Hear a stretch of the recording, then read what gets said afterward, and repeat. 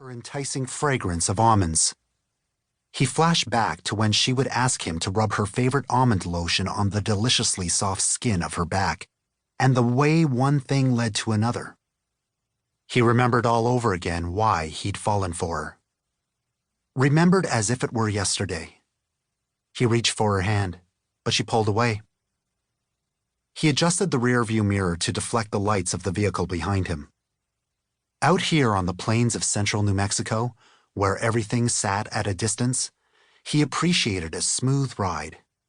Tonight, under the canopy of October stars, he was glad that getting to her place meant a long drive on a lonely road with time for her temper to cool and an abundance of places to pull over and, he hoped, refresh some memories. She didn't bring up the past, and neither did he, until they had driven a while. He was about to present the reasons he deserved another chance when she broke the silence. "If you hadn't called me to set up our date tonight, I would have called you. We've lived apart for years, gone our separate ways. I'd like to formalize our situation. I want to wrap up the divorce. We need to move forward." He felt his throat tighten. "I took the job out here partly because I wanted to be with you. You sounded happy when I told you about the opportunity. I hoped we could move forward, too, but together and better than before. Let's give it a try." "No." Her earrings made a faint tinkling sound as she shook her head. "We had some good times, but it wasn't all wonderful. You know that.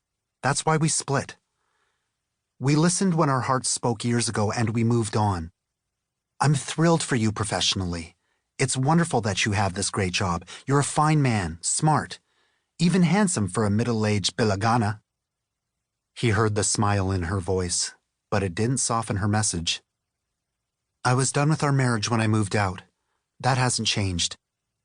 I'm sorry about what happened tonight at the restaurant. I didn't mean to have a tantrum. Remember how angry I used to get? And you'd lose it too. Let's not fight anymore." He remembered hitting her striking back, the guilt that came with it, the sweet love-making when they forgave each other. He pulled onto the road's shoulder. "I was younger then, and, well, immature. I'm still crazy about you. I had a good time tonight, and you did too, didn't you? Let's do more of that. We can be friends. I'd like that. But I'm moving forward with the divorce."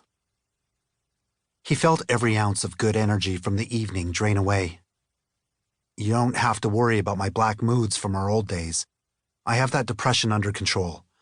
And you aren't drinking. We'd have a chance this time. Be reasonable. You know our son wants us to get back together. I've always loved you.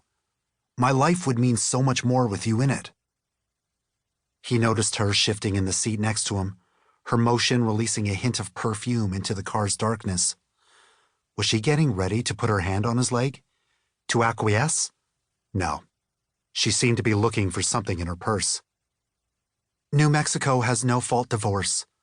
I filled out the papers and I brought a copy for you." A sudden tsunami of sadness washed over him, sweeping away his hope and leaving sadness in its place. "Stop it. I don't want a divorce." He raised his voice. "When you agreed to dinner, I thought it meant something. It meant a meal shared with a friend, that's all. Can't you understand that? I thought you still loved me. At least I hoped you did." "No." Her voice grew louder, too. "I haven't been in love with you for a long, long time. You've got a girlfriend. You're a bright guy when it comes to looking at the stars, but not so much when it comes to dealing with people. Why do you always have to be so difficult? We should have divorced years ago." "You're breaking my heart. Your boyfriend must have put you up to this. You have a boyfriend, don't you? That's none of your stinking business." She spit out the words. "I know you still care about me. I'm fighting you every step of the way." He clenched the steering wheel until he had his emotions under control. "I could turn your life into a living hell. Don't make me do that." The darkness hid his tears, but he knew she heard the ragged edges of desperation in his voice. "You're pathetic. I don't have to take your craziness anymore. I'm finished with this and with you." That was when he remembered the gun. 2.